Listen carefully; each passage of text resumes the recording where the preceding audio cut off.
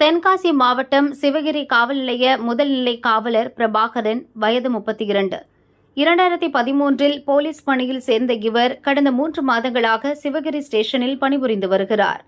இவர் தன்னை பணியில் இருந்து விடுவிக்க கோரி தனது உயர் அதிகாரிகள் மீது புகார் தெரிவித்து டிஜிபி, தலைமை செயலர், தேசிய பசுமை தீர்ப்பாயத்துக்கு எழுதியுள்ள கடிதம் பரபரப்பை கிளப்பியுள்ளது. என்னோட நேம் பிரபாகரன். நான் தென்காசி மாவட்டம் சிவகிரி காவல் நிலையத்தில் முதல்நிலை காவலாக வேலை பார்த்துட்டு வரேன். கடந்த 2018ஆம் தேதி பார்த்திங்கன்னா எனக்கு டேபிட் போட்டிருந்தாங்க. டேபிட் அளவுலாம் நான் டியூட்டி பார்க்கும்போது ஒரு வண்டி எம்சண்ட் வண்டி வந்துட்டு இருந்துச்சு. நான் நிப்பாட்டி பாஸ் கேட்டேன். பாஸ் கேட்கும்போது பாஸ் எதுவுமே இல்லைன்னு சொல்லிட்டு ஒரு பில்லு மட்டும் தான் வச்சுருந்தாங்க. நான் தான் பில்லு மட்டும் இருக்குது, பாஸ் எங்கன்னு கேட்டதுக்கு இல்லை பாஸ்லாம் கிடையாது, பில்லு மட்டும் தான் கொடுப்பாங்க அப்படிங்கிற மாதிரி சொல்லிட்டாங்க. நான் அதனால் பாஸ் இருந்தால் அந்த வண்டியெல்லாம் இயக்கணும். நான் அதனால் ஸ்டேஷனுக்கு கொண்டு போயிட்டு ஹையர் அஃபிஷியலுக்கு இன்ஃபார்ம் பண்ணிட்டேன்.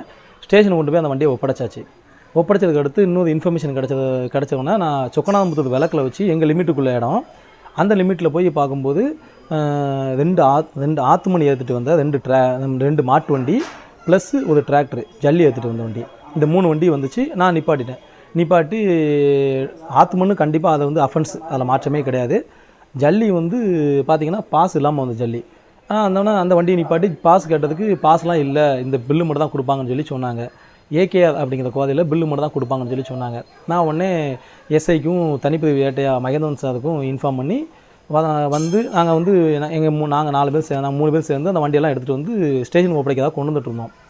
வழியிலே பார்த்திங்கன்னா ஏகேஆர் கோதைக்கிட்ட நாங்கள் வண்டி வந்துட்டு இருக்கும்போது 3-4 பேர் வண்டியை நிப்பாட்டி எங்களை வழிமறித்து எனக்கு அவனுங்களுக்கு தெரியும், இவங்களுக்கு தெரியும், வேலை மாதிரி பண்ணிவிடுவோம், நாங்களால் என்னனாலும் பண்ண முடியும் அப்படிங்கிற மாதிரி எனக்கு மிரட்டல் விடுத்து அந்த வீடியோ எல்லாமே நான் வீடியோ எடுத்து வச்சுருக்கேன்.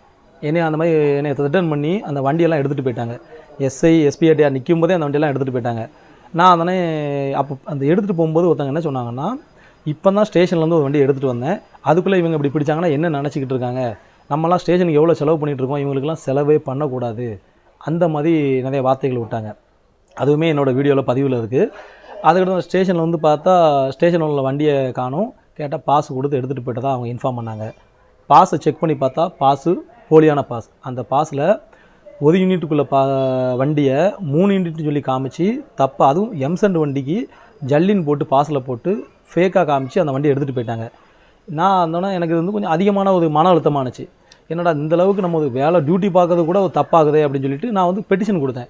இந்த மாதிரி இத்தனை பேர் என்னை மிரட்டினாங்க அப்படின்னு சொல்லி நான் தெளிவாக பெட்டிஷன் கொடுத்து, அப்படி இல்லைனா என்னை வேலையை விட்டு விடுவீங்கன்னு சொல்லி நான் பெட்டிஷன் கொடுத்தேன். அதுக்கும் இது வரைக்கும் எந்த ஒரு ரெஸ்பான்ஸையும் எனக்கு அவங்க பண்ணலை.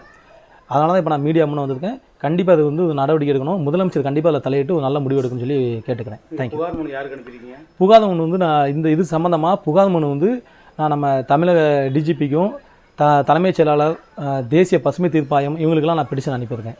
தன் மீது வன்முறை தாக்குதலோ வாகன தாக்குதலோ நடந்தால் அதற்கு முழு காரணம் தென்காசி எஸ்பி, எனது சப்டிவிஷன் அதிகாரிகள், மணல் மாஃபியாக்கள் தான் எனவும் பிரபாகரன் தனது கடிதத்தில் குறிப்பிட்டுள்ளது அதிர்ச்சியை ஏற்படுத்தியுள்ளது.